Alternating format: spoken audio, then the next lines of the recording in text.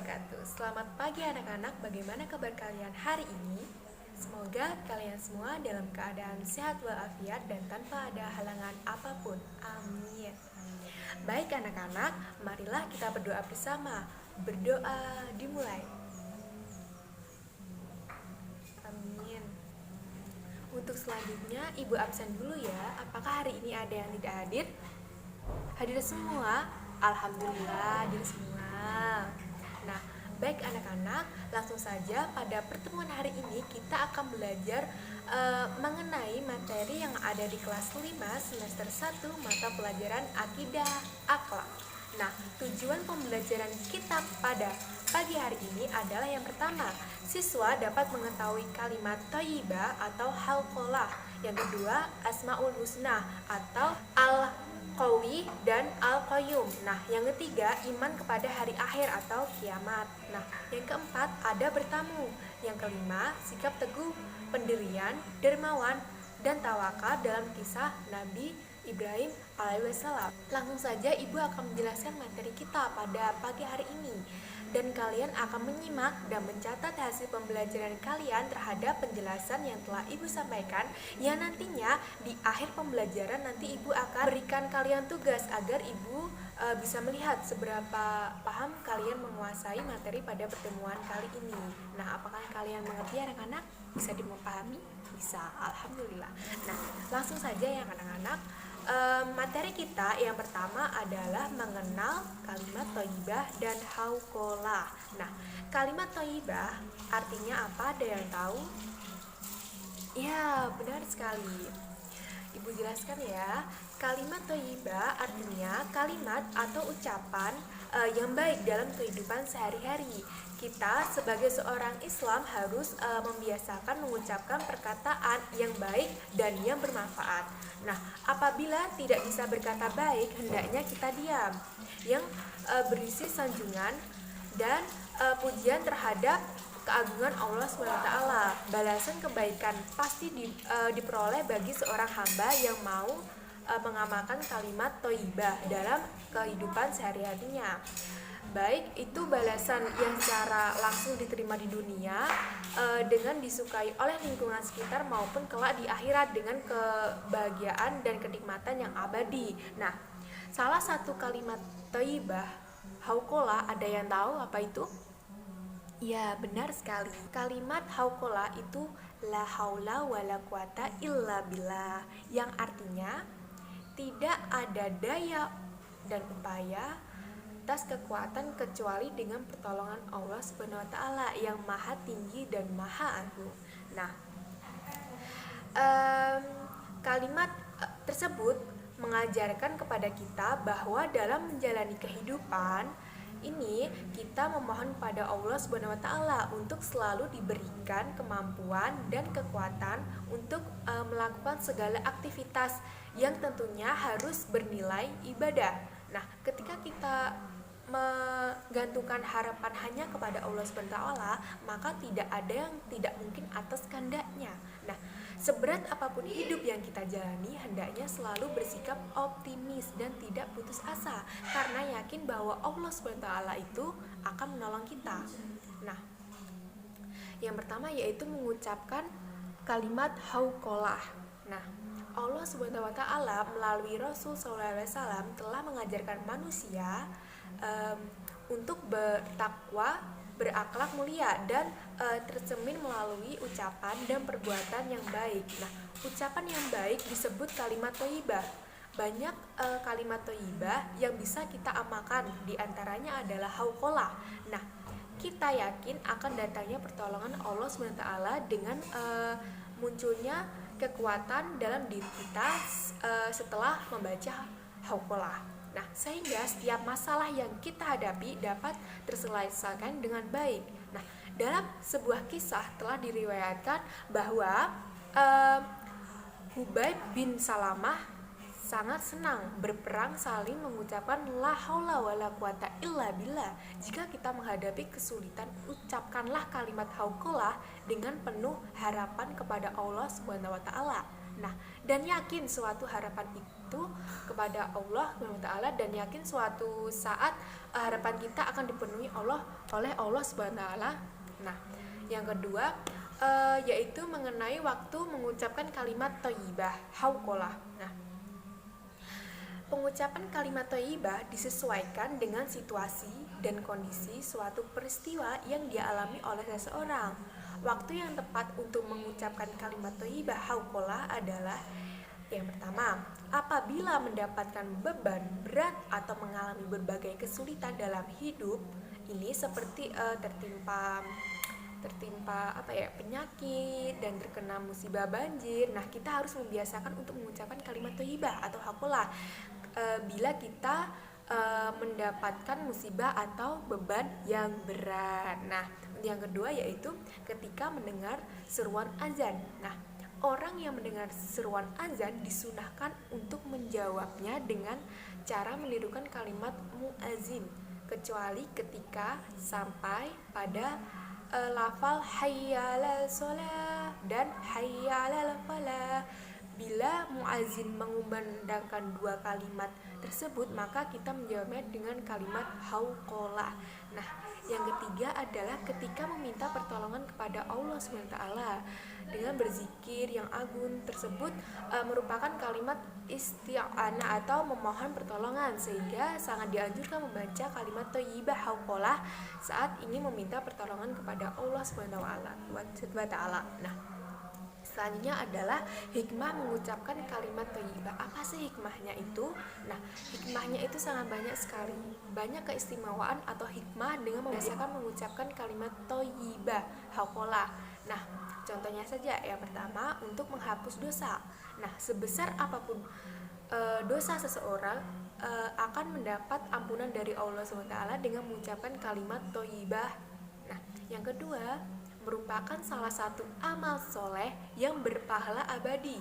Harta dan anak tidaklah kekal. Yang kekal dan bermanfaat untuk manusia adalah seluruh amal ketaatan, baik yang wajib maupun sunnah. Nah, salah satu amal ketaatan adalah mengucapkan kalimat tasbih, tahmid, tahlil, dan hauqalah. Nah, yang ketiga adalah apa itu?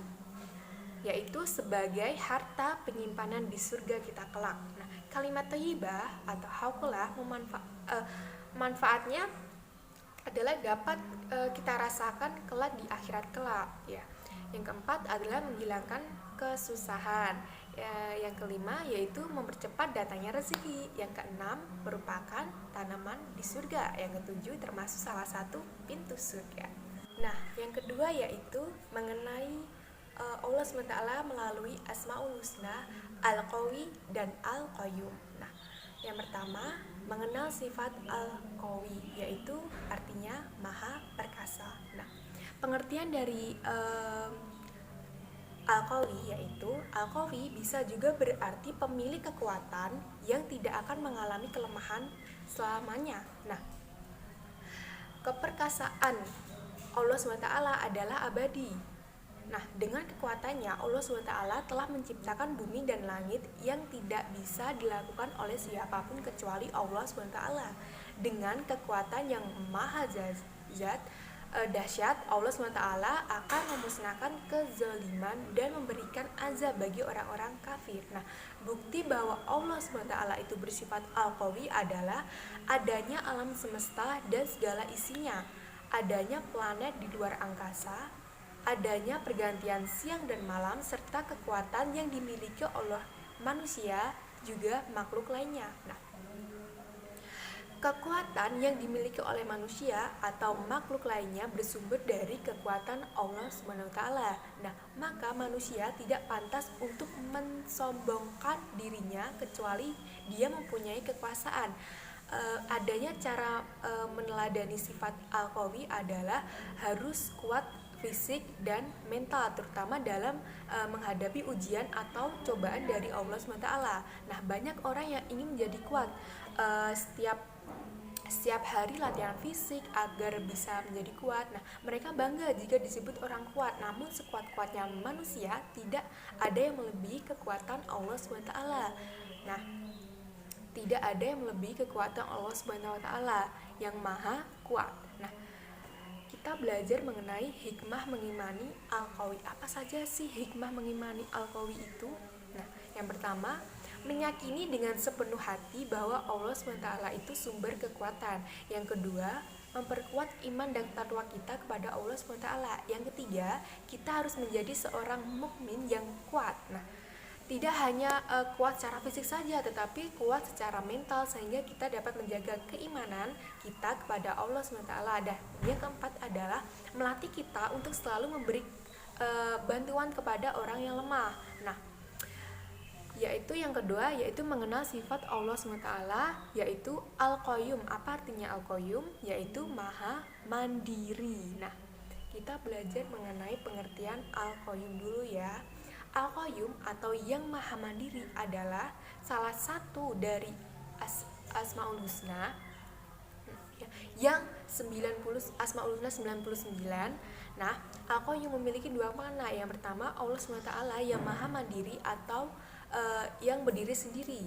Nah, Allah SWT tidak membutuhkan bantuan apapun dari seluruh makhluk Allah SWT, juga tidak akan ditimpa kekurangan ataupun rasa butuh. Nah, makna Al-Qayyum yang kedua adalah Allah SWT yang selalu mengatur makhluknya. Nah, dia selalu mengatur dan memperhatikan urusan makhluknya. Nah, tidak mungkin Allah SWT itu lalai sesaat pun dari pengawasan makhluk. Nah, kalau tidak demikian maka akan kacau aturan yang ada di alam ini. Nah, dan alam semesta juga akan hancur sampai ke tonggak-tonggaknya. Nah, kita akan belajar yang kedua yaitu hikmah mengimani Al-Qayyum. Apa saja sih hikmah mengimani Al-Qayyum itu? Nah, ada beberapa hikmah dari mengimani Asmaul Husna yaitu Al-Qayyum. Yang pertama, mengenai kebesaran dan keagungan Allah SWT dengan perbuatannya dalam puncak kesempurnaan. Dan yang kedua, memperkuat iman dan takwa kita kepada Allah SWT. Yang ketiga yaitu kita harus menjadi seorang mukmin yang mandiri dan tidak menggantungkan orang lain. Yang keempat yaitu membiasakan diri untuk memberi manfaat kepada orang lain. Untuk selanjutnya kita akan belajar mengenai hari akhir atau kiamat. Nah, pengertian dari hari kiamat yaitu rukun iman yang kelima adalah percaya akan terjadinya hari kiamat atau hari akhir. Nah, hari itu adalah hari yang dijanjikan oleh Allah SWT, yaitu hari itu pasti akan datang, tetapi tidak ada orang yang tahu kapan datangnya hari akhir tersebut. Nah, malaikat dan rasulnya kecuali hanya Allah SWT. Hal tersebut bagian dari rahasia Allah SWT. Nah, sebagai orang yang beriman percaya akan adanya hari akhir, hukumnya adalah wajib. Nah, sedangkan orang yang tidak percaya akan terjadinya hari kiamat maka tergolong orang kafir. Nah, hari kiamat adalah suatu peristiwa ketika seluruh alam semesta mengalami kehancuran total. Nah, seluruh makhluk binasa kecuali orang yang dikehendaki oleh Allah SWT. Nah, hari akhir terjadi pada saat ditiupnya sangkakala yang pertama oleh malaikat Israfil. Nah, pada hari itu dunia beserta seluruh isinya akan hancur.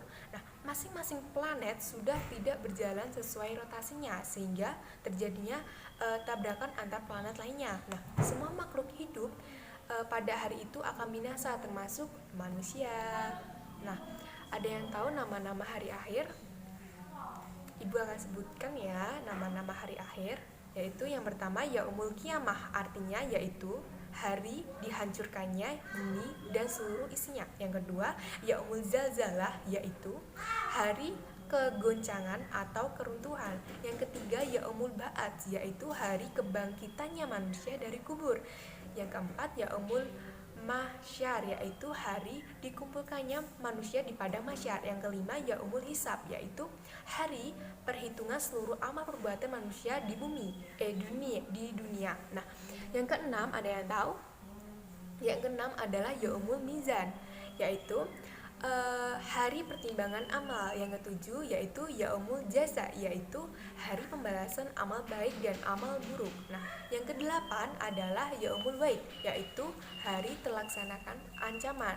Dan yang terakhir yaitu Yaumul Has, yaitu hari pembalasan. Nah, Selanjutnya kita akan mengenal tanda-tanda hari akhir. Apa saja sih tanda-tanda hari akhir itu? Nah, tanda-tanda hari akhir itu dikelompokkan menjadi dua, yaitu tanda kecil atau kiamat sugro dan tanda-tanda besar atau kiamat sugro. Nah, tanda-tanda kecil bersifat rendahnya moralitas manusia, sedangkan tanda-tanda besar mengarahkan kepada semakin dekatnya kerusakan jagat raya seluruh semesta ini. Nah, untuk tanda-tanda kecil atau kiamat sugro adalah yang pertama, benda mati dapat bersuara seperti robot, televisi, dan handphone. Nah, yang kedua, ilmu agama akan dicabut, ditandai dengan meninggalnya para ulama dan tidak ada penggantinya. Nah, yang ketiga, laki-laki mirip perempuan dan perempuan mirip laki-laki. Yang keempat, semakin banyak kemaksiatan. Yang kelima, orang kaya diagung-agungkan. Yang keenam, gibah dan gosip menjadi ucapan sehari-hari. Yang ketujuh, jumlah wanita lebih banyak daripada laki-laki. Yang kedelapan, waktu berjalan terasa sangat cepat. Nah, sedangkan tanda-tanda kiamat besar atau kiamat kubro, yaitu adalah kiamat kubro adalah perkara yang luar biasa dan muncul mendekati datangnya kiamat kubro. Nah, tanda-tandanya adalah seperti yang pertama, menjelang hari kiamat Allah SWT menurunkan kabut tipis sehingga seluruh muslim mengalami kematian. Nah, sementara orang-orang kafir masih hidup. Nah, yang kedua, munculnya Dajjal. Nah, dia akan mengaku dirinya sebagai Tuhan. Yang ketiga, turunnya Imam Al-Mahdi di bumi untuk memerangi Dajjal dan mengembalikan kekuasaan umat Islam. Yang keempat, turunnya Nabi Isa alaihissalam ke permukaan bumi. Yang kelima, keluarnya Ya'juj dan Ma'juj. Nah, yang akan membuat kerusakan di dunia ini, di bumi ini. Nah, yang keenam yaitu munculnya Dabbah, yaitu sejenis binatang melata yang dapat berbicara dengan manusia. Nah, yang ketujuh yaitu manusia terbit dari arah barat dan terbenam di arah timur. Nah, pada hari itu tertutuplah pintu taubat. Nah, yang kedelapan yaitu terjadinya gerhana matahari di timur, di barat, dan di sebelah jazirah Arab. Nah, bersamaan dengan munculnya api besar dari Yaman sehingga para penduduk secara besar-besaran meninggalkan negerinya menuju ke arah Syam dan mereka mati di sana sebelum trompet kiamat ditiup. Nah, selanjutnya kita akan mempelajari mengenai hikmah beriman kepada hari akhir. Apa saja sih hikmah beriman kepada hari akhir itu? Nah, kita belajar bersama ya. Hikmah beriman kepada hari akhir yang pertama yaitu memperkuat keyakinan bahwa Allah SWT itu Maha Kuasa. Yang kedua, terdorong untuk taat beribadah kepada Allah SWT. Nah, yang ketiga, terdorong untuk selalu meminta keampunan kepada Allah SWT. Yang keempat, memanfaatkan hidup di dunia ini untuk senantiasa berbuat baik dan menghindari perbuatan tercela. Nah, yang kelima yaitu mengingatkan kita bahwa tujuan hidup yang sebenarnya bukan di dunia tetapi di kehidupan akhirat. Nah, untuk poin selanjutnya akan disampaikan oleh saudara Rizka. Oke, kali ini saya akan melanjutkan penjelasan dari Mbak Itiki Cahya Permatasari. Nah, kali ini yaitu materi adab bertamu. Siapapun kalian pasti pernah berkunjung ke rumah saudara atau teman untuk bersilaturahmi dengan tujuan dan maksud tertentu. Nah, misalnya pinjam buku, menengok orang sakit, mengantarkan makanan atau keperluan lainnya. Nah, bertamu dalam bahasa Arab dikenal dengan istilah at-taliziyarah yang artinya datang berkunjung. Sedangkan menurut istilah bertamu merupakan kegiatan mengunjungi rumah sahabat, kerabat, ataupun orang lain dengan tujuan untuk menjalin persaudaraan ataupun keperluan lainnya dalam rangka menciptakan kebersamaan dan perkemaslahatan bersama. Nah, baik, ada bertamu yang pertama yaitu mengucapkan salam. Nah, sebelum masuk rumah, kalian sebaiknya mengucapkan salam kepada tuan rumah. Dengan salam berarti tamu berdoa semoga tuan rumah memperoleh keselamatan, rahmat dari Allah Subhanahu wa taala. Di antara adab bertamu yang pertama yaitu jangan berdiri di depan pintu. Yang kedua, mengucapkan salam tidak lebih dari 3 kali.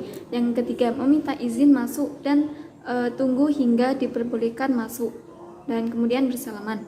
Yang keempat yaitu menjawab dengan nama yang jelas. Jika pemilik rumah bertanya siapa. Yang selanjutnya, tidak memandang seluruh ruangan dengan penuh kecurigaan. Dan yang terakhir, langsung pulang jika urusan sudah selesai. Kalau tadi ada bertamu, sekarang ada penerima tamu. Ada penerima tamu yang pertama yaitu memuliakan tamu. Yang kedua, jangan menunggu sampai tamu datang. Yang ketiga, hak seorang tamu untuk dilayani adalah selama 3 hari.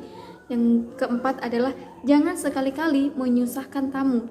Maka disunahkan melayani dengan melayani keinginan tamu. Yang terakhir yaitu mengantarkan ke depan pintu ketika tamu sudah selesai. Oke, selanjutnya yaitu waktu bertamu. Bertamu dengan niat silaturahim merupakan ibadah dan akan banyak mendapat manfaatnya. Nah, agar bertamu kita tidak merugikan dan menjadi indah, hendaknya adab-adab sesuai dengan syariat harus diperhatikan. Nah, ada waktu yang pas untuk bertamu, namun ada juga waktu-waktu yang tidak pas untuk bertamu. Di antaranya yaitu yang pertama, waktu sebelum sholat subuh. Yang kedua, waktu sholat atau waktu zikir dan membaca Al-Quran. Yang ketiga, waktu istirahat atau tidur siang. Yang keempat yaitu waktu setelah Isya. Nah, hikmah bertamu. Apabila ada bertamu ditegakkan dengan baik, maka kita akan mendapatkan manfaat atau hikmah yang besar bagi orang bertamu atau orang yang kedatangan tamu. Nah, adapun beberapa hikmah bertamu diantaranya adalah yang pertama, bertamu dengan adab yang baik dapat menumbuhkan sikap toleransi terhadap orang lain yang menjauhkan dari dan menjauhkan sikap paksaan, tekanan, ancaman dan lain-lain. Yang kedua, Islam memandang sikap orang mempunyai persamaan dan kesesuaian dalam beberapa hal dan dalam kepentingan. Karena itu, dengan bertamu, seseorang akan mempertemukan persamaan atau kesesuaian, sehingga kita akan terjalin persahabatan dan kerjasama yang baik. Yang ketiga, bertamu dapat menciptakan perdamaian dan mempererat persaudaraan. Yang keempat, bertamu sebagai sarana untuk mendakwah dan menciptakan kehidupan masyarakat yang bermartabat. Nah, poin selanjutnya yaitu kisah keteguhan hati Nabi Ibrahim alaihissalam. Nabi Ibrahim adalah kekasih Allah Subhanahu wa taala sebagaimana tercantum dalam Al-Qur'an dan As-Sunnah. An-Nisa ayat 125 yang artinya, dan Allah Subhanahu wa taala mengambil Ibrahim menjadi kesayangannya. Ketentuan Nabi Ibrahim alaihissalam kepada Allah Subhanahu wa taala memiliki kedudukan yang tinggi. Nah, tugas Nabi Ibrahim alaihissalam memang sangat berat, yaitu mengajak kaumnya untuk bertauhid kepada Allah Subhanahu wa taala. Ajarannya semata-mata tentang perintah untuk mengisahkan Allah Subhanahu wa taala. Nah, tidak ada yang berhak disembah selain Allah Subhanahu wa taala. Nabi Ibrahim alaihissalam diutus oleh Allah Subhanahu wa taala di suatu negeri yang penduduknya menyembah berhala. Bahkan ayahnya menggantungkan hidupnya dari membuat patung yang kelak disembah oleh kaum kafir Quraisy. Sebagai anak yang soleh, Nabi Ibrahim alaihissalam hormat dan patuh kepada orang tuanya. Bahkan beliau memenuhi perintah ayahnya untuk menjauhi berhala-berhala. Akan tetapi dalam perjalanannya Nabi Ibrahim melepas berhala-berhala tersebut ke dalam jurang. Nah, hal itulah keteguhan hatinya memeluk keesaan Allah Subhanahu wa taala, mengalahkan sesembahan orang tuanya dan nenek moyangnya terdahulu. Ia sangat mengingkari peribadatan yang dilakukan kaumnya, yaitu menyembah berhala. Nah, ajakan Nabi Ibrahim alaihissalam kepada kaumnya untuk menyembah Allah Subhanahu wa taala tidak dihiraukan walaupun berbagai cara yang telah ditempuh. Bahkan sikap kaumnya semakin angkuh dan menentang Nabi Ibrahim alaihissalam. Nah, akhirnya beliau sangat tidak suka terhadap perilaku kaumnya yang sangat angkuh terhadap Allah Subhanahu wa taala. Nah, hal itu membuatnya mengadakan siasat untuk menghentikan aktivitas kemusyrikan tersebut pada suatu hari ketika seluruh warga desa pergi ke seluruh perayaan.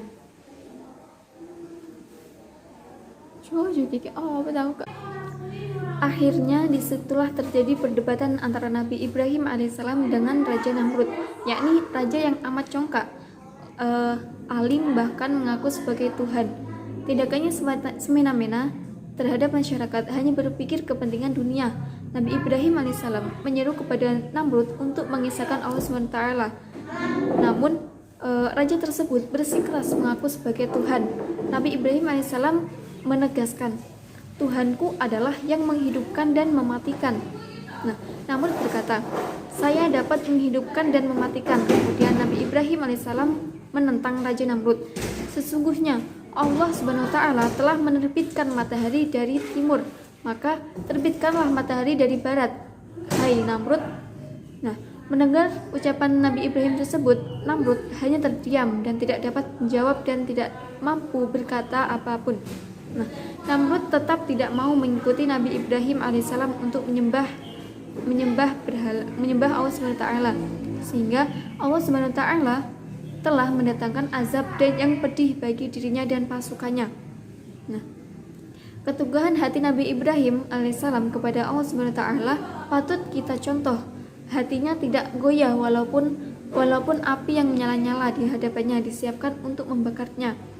Nah, ujian berat lainnya tidak membuat dirinya berkecil hati.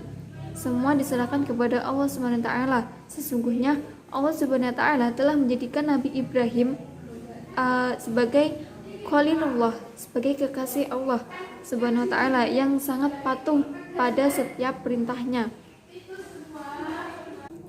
Materi selanjutnya yaitu materi teguh pendirian. Sekarang materi terakhir yaitu sikap teguh pendirian, dermawan, taat, dan dalam kisah Nabi Ibrahim alaihissalam. Nah, teguh pendirian artinya tetap berpegang teguh pada kebenaran yang telah diyakininya. Orang yang mempunyai sikap teguh pendirian pada umumnya memiliki prinsip hidup yang sangat kuat, sehingga tidak mudah terpengaruh dan tidak mudah terkena bujukan atau rayuan-rayuan orang lain, apalagi persoalan akidah. Nah, orang yang beriman tentu berkeyakinan yang kuat terhadap Allah Subhanahu wa taala dan tidak mudah tergoda oleh hal-hal yang lain. Sikap teguh pendirian. Oke, untuk mengenali sifat teguh pendirian, perlu diketahui bahwa ciri-ciri teguh pendirian adalah sebagai berikut. Yang pertama, keyakinannya kuat dan tidak mudah goyah. Yang kedua, mempunyai pendirian yang kokoh. Yang ketiga, selalu optimis dan tidak mudah putus asa. Yang keempat, tidak mudah menyerah. Yang terakhir, tidak mudah terpengaruh oleh bujukan atau rayuan-rayuan dari orang lain. Nah, untuk itu, hal-hal yang perlu dilakukan agar memiliki sikap teguh pendirian adalah yang pertama, berteman atau bergaul dengan orang-orang yang mempunyai sikap teguh pendirian. Yang kedua, mengambil contoh dari kisah-kisah orang lain atau kisah-kisah Nabi terdahulu. Yang ketiga, selalu membiasakan sikap berpikir kritis sebelum melakukan sesuatu. Yang terakhir, berhati-hati dalam mengambil keputusan atau tindakan. Setiap manusia harus berpikir kritis sebelum melakukan tindakan dan selalu mencari kebenaran dan ketidaktahuan. Sikap keteguhan yang dimiliki oleh Nabi Ibrahim itu kesabaran dan ketabahan dalam menghadapi cobaan sejak ia dilahirkan sampai ia diutus menjadi nabi dan harus melawan Nabi Namrud dan kekafiran ayahnya sendiri, juga Raja Namrud yang dikenal sebagai zalim dan kejam. Kemudian dermawan. Nabi Ibrahim, beliau tidak pelit dalam memberikan sedekah kepada orang lain. Sikap taat Nabi Ibrahim yaitu selalu mengikuti dan menaati aturan yang disampaikan oleh Allah SWT, seperti yang diminta menyembah putranya sematawanya. Lalu dengan teguh dan taat kepada Allah SWT, Nabi Ibrahim Allah Subhanahu wa taala mengganti putranya dengan seekor domba gemuk dari surga. Jadi seperti itu. Kurang lebihnya dari kami mohon maaf. Wassalamualaikum warahmatullahi wabarakatuh.